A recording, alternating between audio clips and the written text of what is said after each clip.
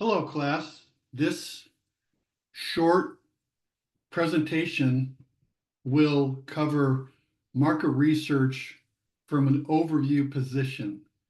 Obviously, in the market research course, it's going to be much more in depth, but this will give you an idea of some of the things that will be covered in the course. And hopefully, there'll be some elements that you can take with you after this particular lecture.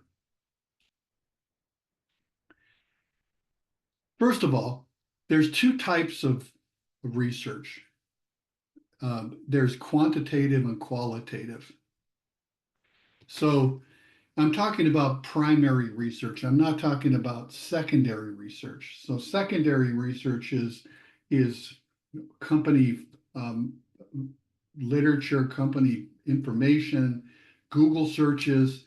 It's research that already has been conducted, or it's data that you are gathering without a formal study. Whereas primary research is going to be divided into two areas. One is quantitative and one is qualitative. Quantitative has to do with survey research. Qualitative has to do with focus groups, interviews, and interactions. I want to make that distinction clear. We are going to touch on focus groups, and then we're going to develop the survey concept more, because in the world of market research, about 85% of research is quantitative or survey related. So we're going to focus more on that. But when we are conducting research and when we are designing our research, designing questions, designing our plan of attack, if you will, we are always thinking about the audience, and that's why the persona is so important in this process as well. That is who the research is being designed for, the personas. So that is one thing we need to always keep in mind. First of all, let's talk about focus groups. And then what is a focus group? So it's a small group that has a leader. And that's what differentiates it between just a regular group, any group, and a focus group. So there's a leader, and it's on a designated topic. And the results of the particular research will lead to further action for a business, or for a nonprofit, or for a government agency. So there's a lot of ways you can use focus groups. They are qualitative. They do focus on a specific topic. They are organized, and they use a trained facilitator. And we're going to talk a little bit more about that. The key to a successful focus group is that all members are encouraged to talk openly and share their opinions. Wallflowers, meaning someone who just doesn't participate, is not acceptable for a focus group. So you need to, in the case of a focus group, you need to be thinking about who's going to be invited. There are processes to do that. In the market research course, we go over that more. But for now, you need to have qualified people involved in the focus group, qualified respondents, if you will. And there are ways we can recruit those. Again, that's for the class. That's not for here. We arrange a meeting space. It could be at the university. It could be a small hotel suite or a small hotel meeting space. You really need to think about incentives for focus group participants. Their time is valuable. Your time is valuable. If they're going to spend a solid hour with you in a group, they need to be compensated for that. And, $100 would be the minimum in most cases. Plus, you have to have water available for them, snacks, something like that. A good leader is essential. All of us have the capability of being a focus group leader. We just perhaps don't know it, or we haven't been trained specifically. In the course, we talk more about that, training yourself or getting the training. And it's basic training, how to guide a discussion, how to get the most out of the audience members there. In the image here, you're looking at researchers behind a one-way mirror, and they're looking at the focus group, and they're recording everything that's going on. That would be a more higher budget process than what I'm talking about here if you're doing it yourself. But that is one method. What they are doing behind that one-way mirror is they're watching for facial expressions. They're watching for any kind of movements. They're looking for, there's visuals that are important there, not essential, and that's why you don't necessarily have to have that, but a leader needs to be trained. You need to have at minimum a recorder. You need to have either have your iPhone on. You need to be recording the if it's a budget issue, you can have your iPhone in the middle of the table, and and everyone's talking, everyone can be heard. And when you prepare your questions, they're in a way that they're open questions. They're tell us how you feel when. Tell us about your experience when you did X, Y, or Z. How does that make you feel? Those are open-ended questions. Complete antithesis of survey questions that are closed-ended questions. Now, I invite you to watch this video here. In the static slides, which are accompanying this video, you can go to this slide and you can go ahead and click on the video. It's very good, actually. It talks about the history of focus groups and what they've been used for in the past and what they're used for now. And it's only about a 10 or 15-minute video. I absolutely recommend you watch that. You'll learn a lot about focus groups from there. Now we're going to merge into survey research because that's where most of primary research, that's where most of it lives, is survey research. And I have a series of best practices here. I have formulated these from experience. And, I took I've had courses in my master's degree program, my MBA program, and I saw it there. But just you need to get out in the field to experience firsthand to really learn any kind of discipline, and this is one of them. First thing is you always want to represent accurately. If the survey takes 1 minute, you represent it that way as 1 minute survey. You time it. You take the survey, have someone else take the survey, get the timing on it. What happens is if everybody knows that a 1 minute survey, you're going to get more respondents because it's less of a time commitment. But if you have a 4 minute survey and you tell respondents it takes 1 minute just to get them to start, they're going to resent the whole process, and they're probably going to hand the survey back to you, or they're going to just click the middle section on every survey, on every question and it will be a waste of everybody's time. So you want to be accurate on that. We use what's called the upside down pyramid. And what that means is turn the pyramid upside down. The wide part's at the top. That is where the big question goes, the big question. Let's say you're thinking of opening a coffee shop in University Village at UCR. First question might be, please rate how much you like coffee. And that would be a way that they could express that by clicking on one of the choices. And so what does that do? It tells the audience, tells the respondent that it's about coffee. Then the next question might be, What are your favorite flavors or coffee drinks? And then we're getting a little more narrow. Next question is, how often do you drink coffee? The next question might be something like, how much would you pay for your ideal cup of coffee? And then as we get to the bottom of the pyramid, that's where we really focus on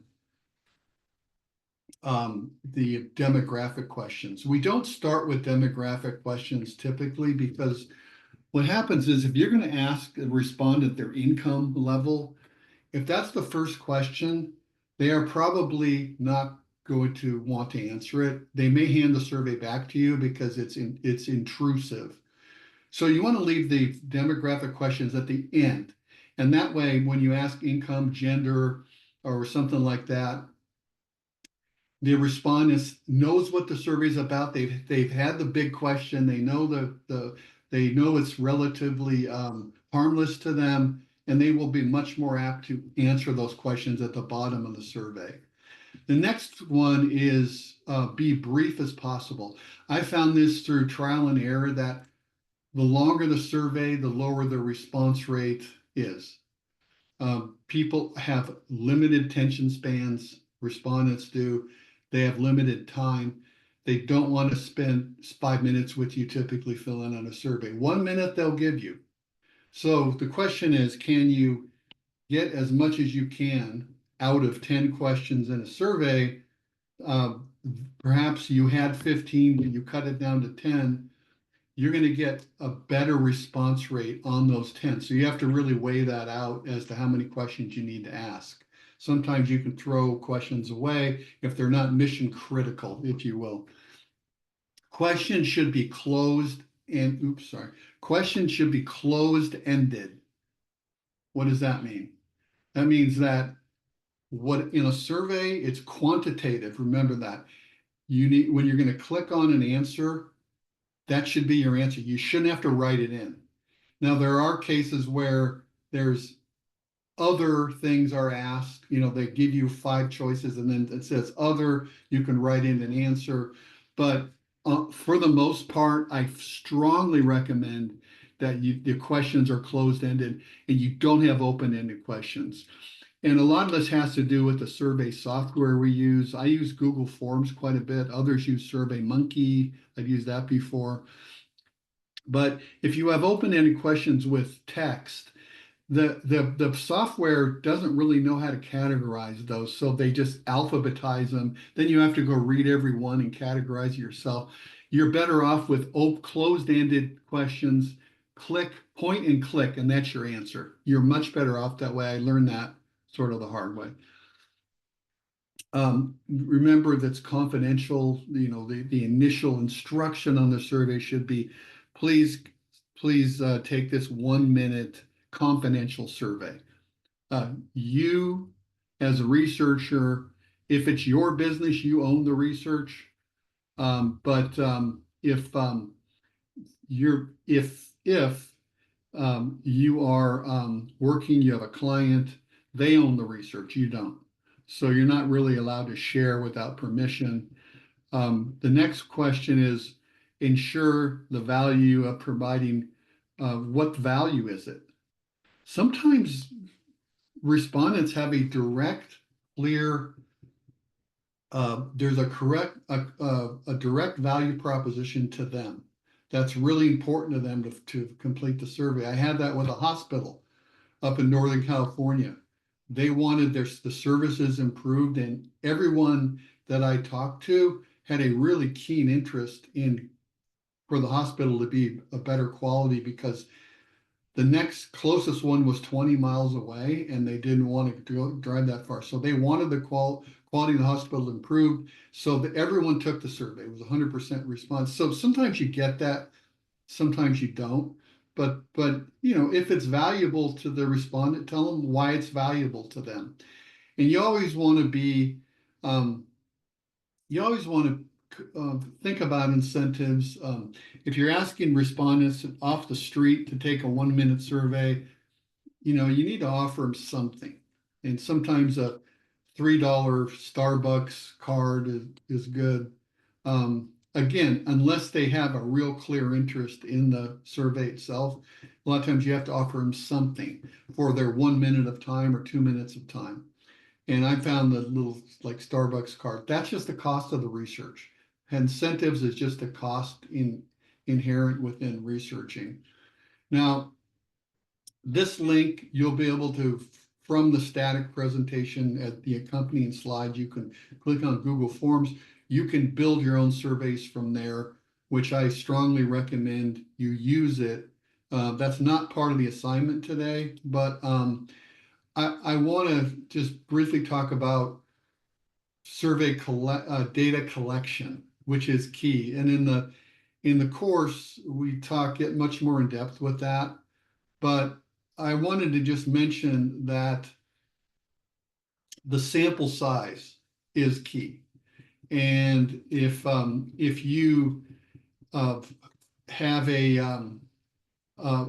connected a survey, let's say it's about the business area of Riverside, which is near the university, the business area, and that's your audience, then you want to think about, okay, how many people are in that area and how many respondents do I need to accurately represent that group or that number of people? And a small sample can represent accurately a larger group. And again, this is something you can play with in the static version of this presentation. But I'm going to go here real quick and I'm going to see if I can get in here. So let's just say down Riverside, there's let's say there's 10,000 people in the town proper part of Riverside. And I don't know this. You could go to AI and look this up. And let's say I want to be 95% confident in my results, which is, pretty accurate.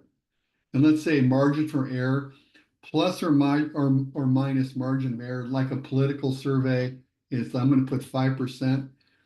What that tells us is that if we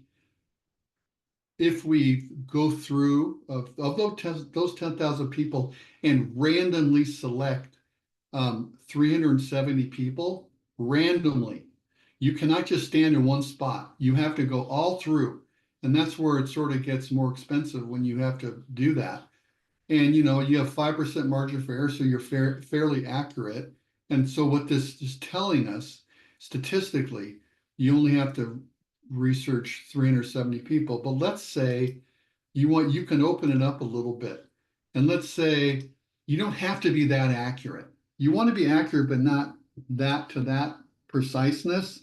And let's say you want a 10% margin for error. So you're trying to get a good idea of what to do strategically, but not exactly completely accurately. 10% margin of error is somewhat accurate, but not real accurate.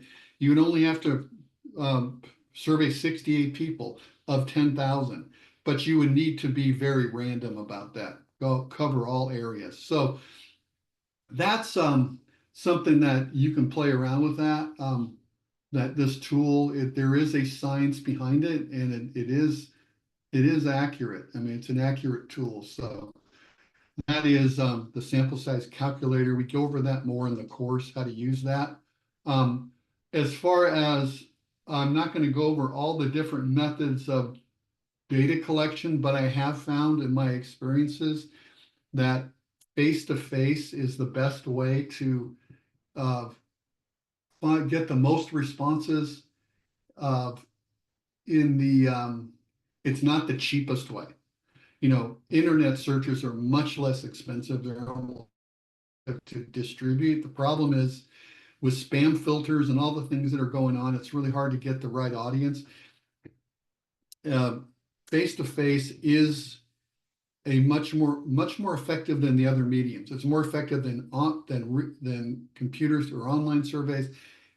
It's way more reliable than telephone surveys, and they're almost going away because a lot of us don't have landlines anymore, and we don't answer question. We don't answer calls on our phones if we don't know the people, so it might go into spam there too.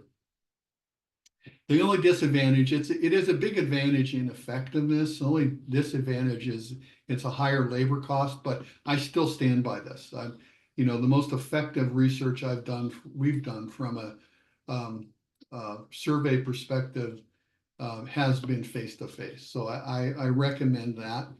But you may have to do some of the work yourself because it's you have to hire somebody for $30 an hour or whatever. It's going to, the cost adds up. So you got to be able to do it yourself.